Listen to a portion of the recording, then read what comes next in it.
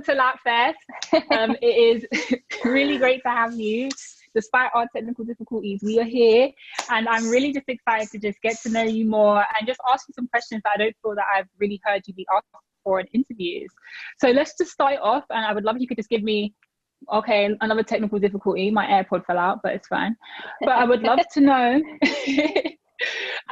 know, where you grew up and what was a typical day in the life of HAILEY Baldwin. So I grew up in a little town outside of New York City called Nyack, and it was just like 30-40 minutes outside of New York. And I had like a really normal childhood. I was homeschooled for most of my life, from like first grade to fourth grade, and then eighth grade through high school. So for me, it was like typical day, wake up, have breakfast. The thing that I always liked about homeschooling is like there was no having to get up really early. It was kind of like whenever I woke up, or like we would start at a certain time, but it was never like 7 a.m. It was always like 9 or 10, which was really, really nice. And so get up, have breakfast, start school. My mom, I always had chickens growing up, so sometimes I'd go down and like get eggs or something like that and just do school. And then I did ballet for like 12 years. So every afternoon I would go and have ballet class or like dance class. I did a bunch of different stuff. Wow. So that was kind of my life until I That's left so home. Crazy. I don't know what I imagined you're like growing up to be, but that just sounds so beautiful. Yeah, but I think too, like I do and I don't, because I feel like, I'm so like happy with the life that I have and the career that I have that like I don't miss it because it's so different now. But I moved into this city when I was 17 also. So I think I like, it's not like I had never been in a big city before. We went into New York all the time when I was a kid for different things. And, my parents both my mom's from Brazil, but like she grew up in New York City, and my dad grew up in Long Island and then moved to the city as a teenager. So like they're very familiar with it. And, it didn't ever feel like we were just like really small town people. Yeah. In a way, but I like small towns, and I like, because it reminds me of my childhood. So even where we have a house in Canada, it's like a small town, and it just reminds me kind of where I grew up. So it's comfortable for me. Yeah, see, that must be nice. At least you have that place where you can escape to and just feel like, feel a little bit of your childhood again, which is nice. Yeah. So who were some of your biggest inspirations when you were growing up? I think because I was a dancer, I looked up to other dancers. Like I was always getting excited about meeting different ballerinas more than I was like, I didn't care about meeting other people, but ballet dancers were like a big thing for me. I was really inspired by them because it was my whole life growing up. I wanted to be a ballet dancer. The AirPods just does not care about you today. You see how I tried to keep a straight face? I'm like, right. So, I caught it. I don't know. Maybe my ears. I don't know. Maybe I need to get like a different. Nah, they fit fine. Usually, maybe my ears are just sweaty or something. Probably that, because I haven't really been wearing my wig that much, and I think my head is really enjoying the freedom. So now when I wear a wig, I think that my ears just get really hot. Yeah, could be. You're like, that still sounds scientific. I'm like, no, I get that, because a lot of our like, they say like there's a really high percentage of our heat that comes from our head. So like when you go outside and it's really cold, you're supposed to wear a hat because your heat escapes from the head. So maybe it's just like condensing everything in. Exactly. A wig is basically a hat. Thank you. I'm glad that you understood the logic there. Yeah, so I get it. You say that ballerinas were the people who inspired you. Is there one particular ballerina that you met that you were like, oh my gosh, or like somebody that you really like idolized growing up? I loved like the whole New York City Ballet Company, like Wendy Whalen and all the women who were dancing there. I also love Misty Copeland. I think she's amazing, and she's still dancing, and she's just beautiful, and she's just so good. It's like ridiculous. But I just like, because I came from New York too, I was very like, oh, New York City Ballet. It's like, it's almost like when people have a team, like a sports team from where they're from, it's like, for me, that was like, okay, the New York City Ballet, it's like my home team. That's so cool. I love seeing them. Living in New York, do you feel that being a part of the city and going into the city, do you feel that inspired your personal style? Because I think that you have such dope personal style, but when do you think that actually began to develop? I think honestly, I've always been into clothes, and I've always been into fashion. I think it was like one of the biggest reasons I even wanted to get into modeling too, is because I just enjoyed the clothes. And before I ever did that, I thought about going to fashion school. I wanted to maybe go to FIT for college. And my mom, Really? my mom went to design school. She went to Parsons. My aunt, her sister went to FIT. So, I just felt like there was a lot of that around me growing up and in my family. And I just felt like I'd always been into it, but it definitely takes a while to figure out your style. And I even think for myself, it's still like evolving. I think now that I've had a career for a few years and I've traveled the world and I've been different places and been able to be inspired by different cultures and different fashion cultures in a way. Like the first time I went to Tokyo, I feel like it changed my style a little bit because I was so inspired just by like, not even like just the fashion of Tokyo, but just the place itself. I feel like made me want to just dive deeper. Oh my gosh, it's my favorite city in the world. It's the coolest place I've ever been.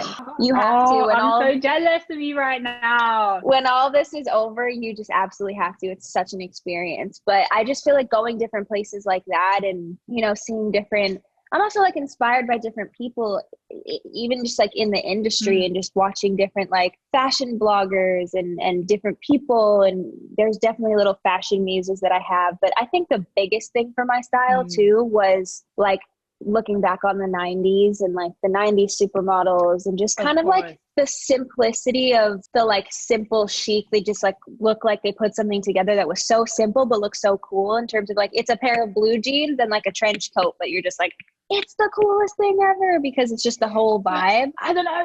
It's a vibe. Exactly what I was about to say. It's a whole vibe. Yeah. Like, they had such I just energy pull that inspo. Yeah. I pull inspo from so many different, like, so much of that time era, like Julia Roberts in Notting Hill. She just is so dope in that movie and her style is so cool in that movie. And I think I'm just like always finding different inspo and kind of like changing it as I go. What were you like in high school? If you could think of a character, who would your character be? Because I was kind of like That's So Raven. I was one that was always like coming in, like we obviously had school uniform, so that was kind of lame. But when we could wear our own clothes, I would like have this jacket from Primark where I'd stick sequins on it and all that kind of stuff. So I would say I was a That's So Raven. So who were you? You know what it was? I didn't go to high school. I was homeschooled all of high school.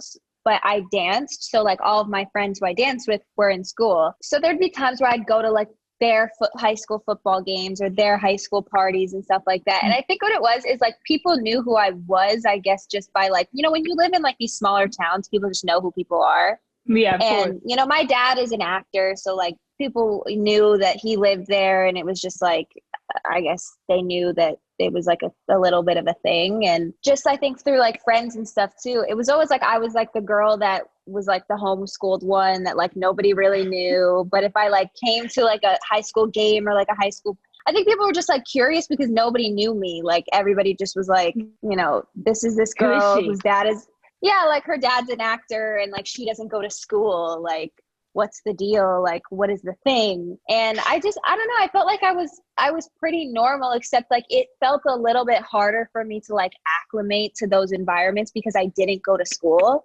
So like coming into like a high school party or like, a high school football game, I was just like, it wasn't normal to me. So I think I was like, didn't really know if I felt like I fit in a way because I don't know. It was just interesting. But I also was just very like silly and quirky. I didn't take myself too seriously in high school. Like, I started modeling when I was like 15 or 16. So like still at the high school age. And I cared more about like wanting to have a career and move into New York City and like move out of my parents' house. And I was really independent. I would say I was like super, super, super independent all of high school. Like and I also wasn't a bad kid, to be honest. I like was never doing anything that crazy. I wasn't like sneaking out of the house every weekend to see boys or get into any trouble. I wasn't like drinking all the time. I just like, my parents weren't too strict, but they weren't too chill either. So I felt like it was the right balance of. And I also was like coming out to LA all the time as a teenager. And that's when I started hanging with a lot of my friends out here. So it was almost like I had this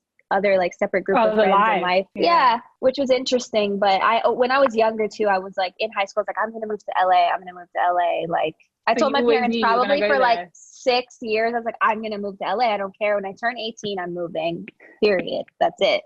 And then when I actually turned 17, I was like, you know what, maybe LA actually isn't it for me. I love New York. I don't want to leave. And then I ended up moving to the city and I lived there. I only ever owned a home in LA when I got married. I never really like lived here before. Yeah. I was living in the city for 17, 5 years before I ever got a place in LA. Or we got a place in LA together.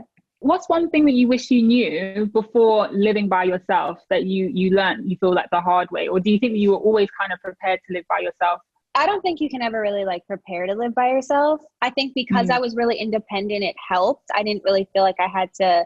I mean, I always leaned on my parents because I think no matter what, you still lean on your parents, no matter how old you are. I'm married and I still lean on my parents, you know, that doesn't go away. But I think that there's no way you can really like, I definitely, you know, was still trying to like, my sister and I lived together when I first moved out because she was a little older than me and my parents didn't want me to live just alone at 17. So she lived with me for a while. And I think it was just finding like, I made a lot of new friends when I moved to New York City. It was like finding your crew and your people. And New York's definitely one of those places where you go through that journey of finding yourself, finding your people and finding your tribe.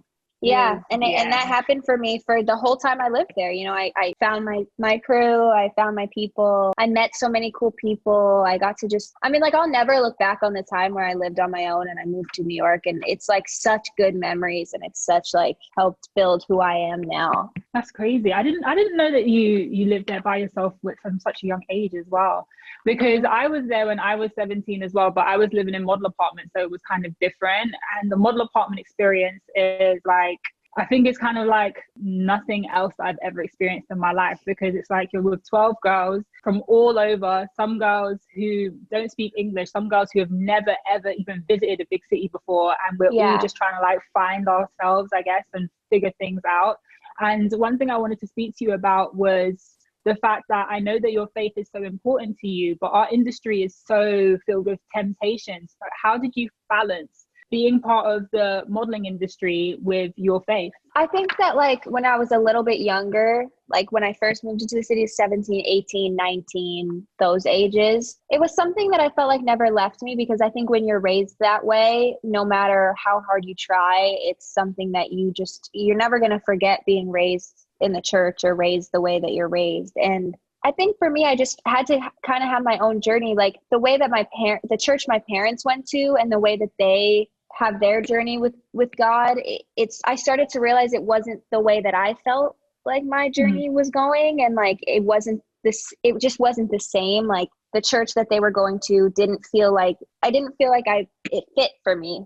And I had to go and find a church that I felt like I could vibe with and I could find my own community. And I think that's just part of growing up. Like it's the same thing as like when you find your own friends and your own tribe and that whole thing. I think if you grow up in a church or you grow up in a belief system, as you get older, you start to find even that for yourself too. Like you find your own church community and you find your own friends that also believe in what you believe in. And I think I went through that journey when I moved into the city too. I found a church that I really enjoyed, that I felt like spoke to me in a way where the church I grew up in hadn't. And, you know, I think it kind of stuck with me. I definitely think I went through phases where I didn't really care about it as much. I didn't care about church or faith or what I believed in. And I just wanted to do my own thing. And I wanted to go out and I wanted to drink and I wanted to like not feel bad about it. And I wanted to just like go through that and experience it, especially because I didn't go to high school. So I never had that like time where like you're in high school and you go out and you're getting wasted and you're doing all this stuff. I just didn't do that. I wasn't that kid when I lived under my parents' roof. So when I moved out, I do think I went through those couple of years where, and it was still in the grand scheme of things, very innocent. Like, you know, I wasn't like doing drugs and like doing coke and all these like crazy things that are so accessible to you in that industry. And that's why I say that, because it's just in front of you. People often ask me about that, like, oh, like, Leomie, have you taken coke then? Because all models take coke. And I'm like, nah, because I feel like you can see something around you, but if it's just not you, you don't feel uncomfortable not being that person. And I've never felt uncomfortable being the person where like if people around me are I that's their choice and that's them, but I've never felt like and I don't judge. Give it a try. Exactly. I don't judge. Exactly. But I've never felt like pressured to do something that just wasn't in my belief. So it's nice to hear that there's other people as well that feel that way, because I know that our industry is crazy, but if you know yourself, I think that it's an industry where you can make so many friends and you can meet so many amazing people and have a great time. I still have those crazy moments, but you don't have to lose yourself. Yeah. You just, I think, like, and there's nothing wrong with trial and error, trying something and knowing like that really was not for me. I don't, I also come from a family, like my dad is sober and he struggled very deeply with coke when he wasn't sober. So I just think that my parents were very like educational people in terms of like, we're just telling you this because we've struggled with it before, or like, because we know what it's like. And I think I just always had it in my mind. Like, I just didn't even want to go there because the risk of like me having a problem with it, or potentially, I just didn't even want to open the door. So that's why I never got into any of that stuff. But, and like you said, I just never had a problem really saying like, oh no, thank you. It's not for me. I remember one time I was in a club in New York and like some guy came up to me who I don't know if he like worked there or whatever. And he was like, oh, I just, I wanted to come say hi. And I had a gift, like I have a gift for you. And he like handed me like a little baggie of Coke, and I like took it and I was like, oh no, thank you. That's so sweet of you. But like, no, thank you. I just gave him the little baggie back. I was like, yeah, no, thanks. And I thought it was so interesting. Like, I have a gift for you. I'm like, who even said that I would want that? Like, but that's New York to a T. It's so crazy. And it's so funny that you have a story like that, because one time when I was in Miami, the very first time that I was ever offered Coke. So I went to Miami and I was shooting for, I think it was for like Teen Vogue or something like that. And my brother's friends were there, and I was like, I really want to go out in Miami. So I changed my flight to be the next day, and I was going to stay the night with my brother's friends. But I didn't know that Miami people, they go out at like 2, 3 a.m. So I'm already super tired when we're going out. Following the night, whatever, time's ticking on. It's like 7 o'clock in the morning, and the people who I'm staying with, they're not finished. So I'm just there chilling, like, damn, like if they're partying, I'm just gonna have to stay, because where else am I gonna go, bitch? And there's one other girl there, and she just seemed like my vibe. She was like, we're just chilling, but like she was sitting down, so I'm sitting with her, and she was like, I couldn't hear what she was saying, and she was like, oh, do you want some light? And I was like, what? And she was like, oh, come with me to the bathroom. And I'm thinking, oh, okay, cool. I didn't hear what she said, but I'm just gonna go with her.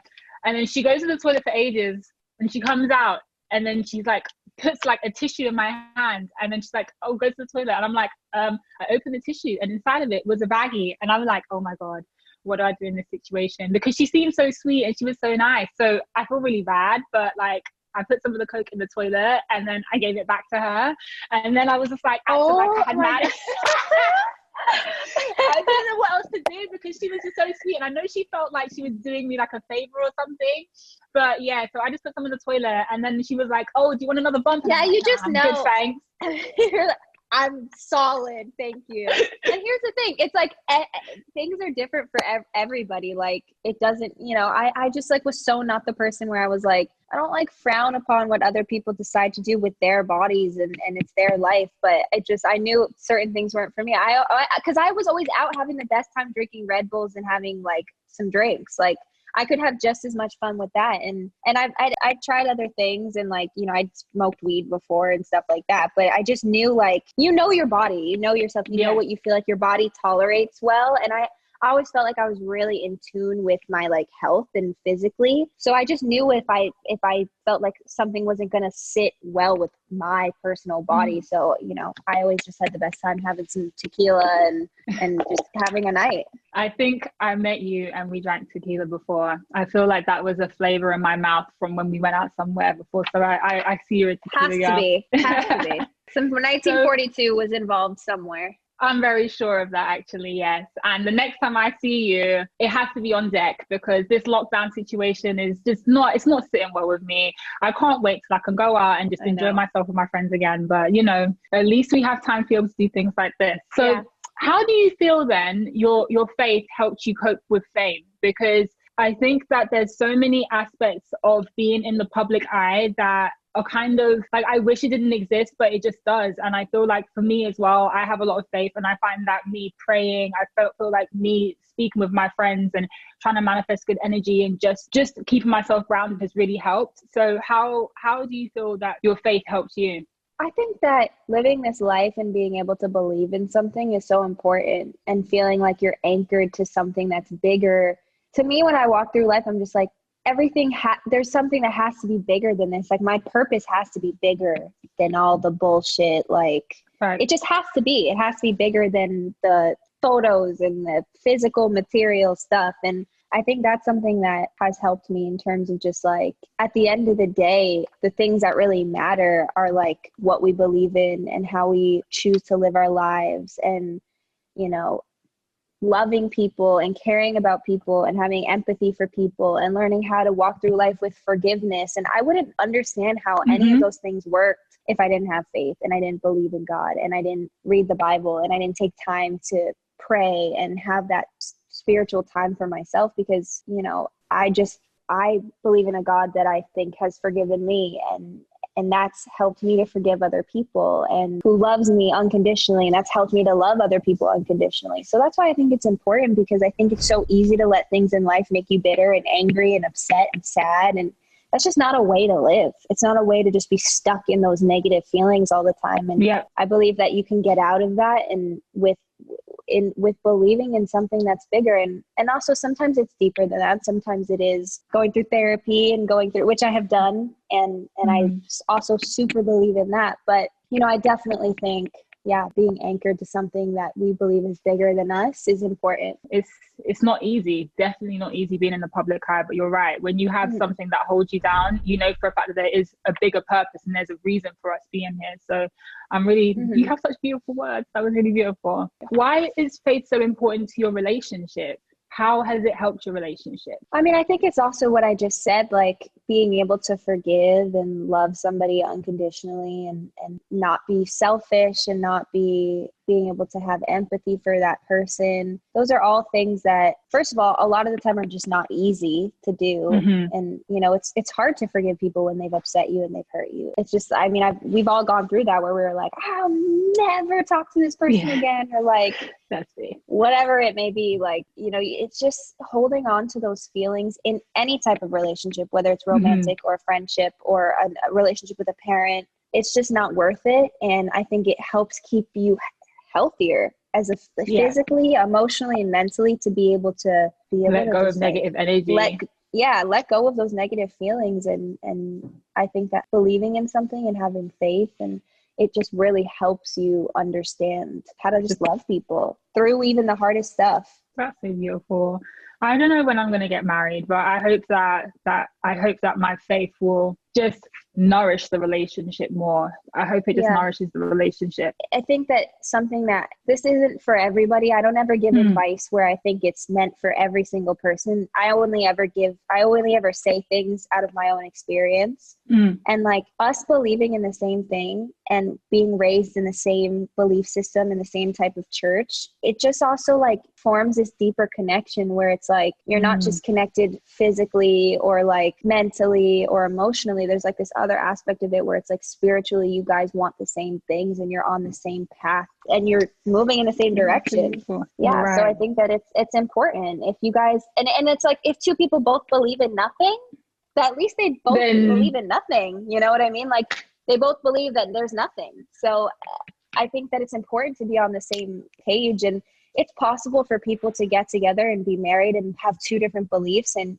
as long as, you know, some people will adjust to that and they'll bend in the direction of that other person, and that other person will bend in their direction so that there's compromise and they can both, you know, make it work. But I definitely think I'm lucky that I am with somebody that we both believe in the same thing spiritually. That's so beautiful. Do you think that you always knew that you wanted to get married at a young age? Has this marriage always been something that you wanted from a young age? You know what's funny is that I always thought that, and then right before I actually got married, like within the year before I got married, I was like, you know what, I actually don't care if I get married young. It was like right before I actually got married that I was like, yeah, it just may not happen that I get married super young, and I'm okay with that because I was so happy with where I was in life. Like obviously I was still going through whatever difficulties I was going through just as like a normal human being, just moments of sadness and confusion and trying to, you know, hanging out with different people and trying to figure out that. And, but I think I was just like, if it didn't happen in the way that I wanted and the timing I wanted, I was totally fine. I was like, if I get married when I'm 30 or 40, like, it's fine. It just doesn't matter.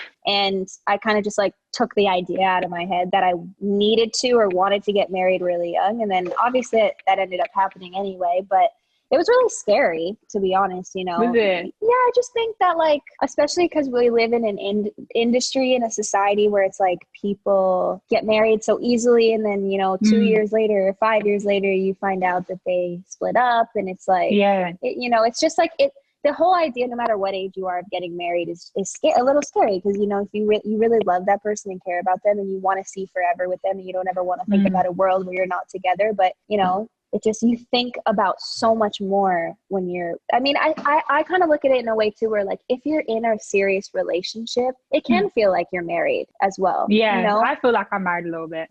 Yeah, like the only difference with actually getting married is that you really do make a commitment before God to be with that person for life. And, you know, you do have to work everything out. You don't have a choice, you know.